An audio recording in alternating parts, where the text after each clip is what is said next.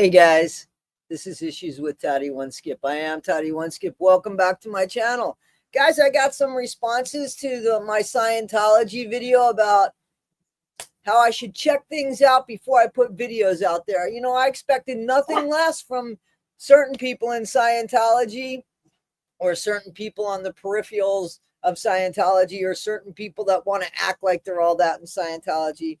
I'm sorry, guys. Did I make a mistake? Are Aaron and Jenna back together? Because you got to give me a little bit of grace there, because break up, back together, break up, back together, break up, back together.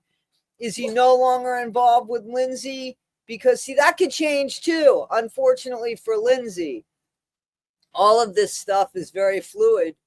We know that. So is that what I'm wrong about? I wouldn't hold me accountable for that, because hold your breath. And it might change again. Guys, the bottom line is not who's together and who's not together. It's the personalities of these people. It's how they expect you to treat them differently than how they want you to treat other people. Don't you guys remember that Mike Rinder was supposed to be held accountable for everybody he knew? Remember that? The guy who was in the children's organization, his best friend or something, who apparently had some issues with kids. But didn't Aaron say, well, Mike should know everything, right? I even said Mike should know what his people are doing, because in the real world, you're held accountable for the people that you bring below you to represent who you are. And if you bring people that aren't good at what they do, or they say something that can hurt themselves, unfortunately, they can hurt your business and can hurt you as well. Guilt by association. So, you know, Aaron has been wrong and Nora has been wrong. And the feud that they have is ridiculous, in my opinion, but they don't like each other, and they don't like each other for valid reasons. I don't like either of them. I think Aaron is not a good person. I think if Aaron wanted Mike Rinder to be accountable for everything, then why isn't Aaron accountable for Louis? I mean, if that's his philosophy, that Mike should have known about his friend or things going on in Scientology and what was going on, then why doesn't Aaron hold that same responsibility when it comes to his junior at the Sea Org, which, according to Nora, was Louis Repetto? I mean, even Aaron said that was his guy in the Sea Org, that I think they were roommates or something.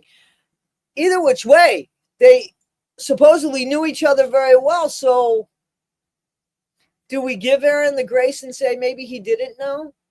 I mean, if we give him the grace, we've got to give Mike the grace, because grace is universal. It doesn't go to the people.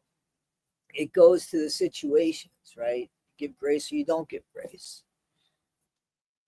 Guys, Nora,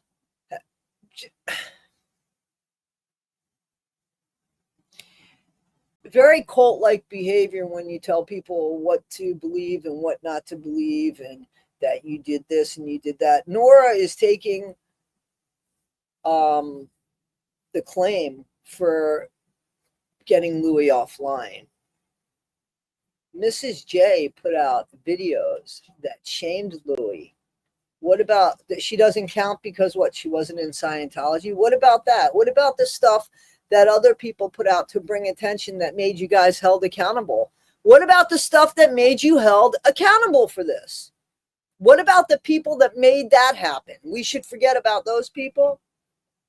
You come in hard at Alonzo because Alonzo, and this is the way Alonzo thinks. And this, listen, man, you want to talk about common sense, Nora?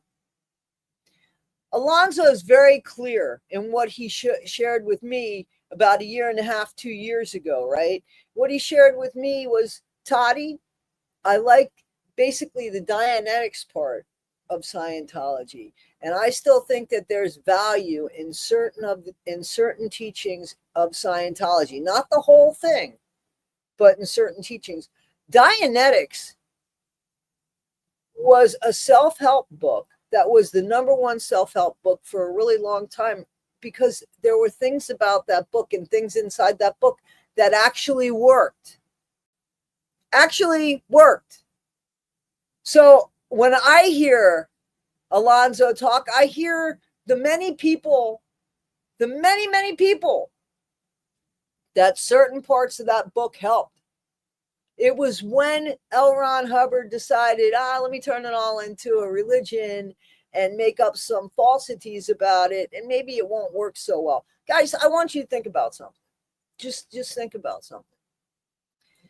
If you repeat something over and over again, you're going to lose an attachment with it. So let's say, God forbid, you lost somebody and you have to do their obituary, and you practice it. And the first time you break down, you can't even get past it. And the second time you get a little further, and the third time a little further. The more you say it, the more it becomes a speech, and you can detach yourself from it, right? Isn't that what they were doing in Scientology? When you would say things over and over again so that the needle didn't move, instead of you having a reaction to it, you became more or less numb to it and understanding to it something, and you were able to get past it with all of that emotion, because you dealt with all of that emotion each way through to the time you are now, where you're able to get past it. They call it something else, but in the real world, it's this, isn't it? I mean, just the act of doing it. It's just like when you lose somebody the first year, when you think about it, maybe it brings you tears. But as the years go by, you start thinking of the other things, the things that made you happy, the things that the tears aren't first and foremost anymore. That's just life. L. Ron Hubbard just put it in a book. I'm not a fan of L. Ron Hubbard's. I'm not saying what he did was right. I'm saying that there is gold in some of that book. There are some pieces of gold that you can use to better your life. Leah Remini said she felt like she was one step above somebody else. She had more confidence than the average person that went into a room to read for a role. She said that was because of Scientology. Scientology gave her the confidence. That's real. That's nothing that you shouldn't throw away the baby with the bathwater, right? So there are good things in Scientology that have helped people. And of course, there are very bad things. Okay, so when I hear Alonzo speak, and when I personally spoke with Alonzo, I got what he said. I wasn't going to argue with him. If something helps him, who am I to say that didn't help you? It helped millions of people, parts of that Dianetics book.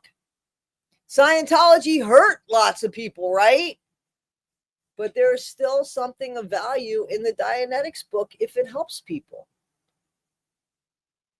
So, all or nothing. Who is Nora? Who is Nora to say anything about? We are just people here. We are just people, and some of us have a difference of opinion. You know,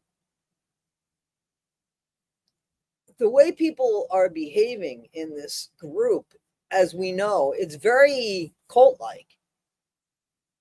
And apparently it's all they know. And apparently as well, it's all they want to know, because they keep continuing on with the same behavior as the person that they're bitching out.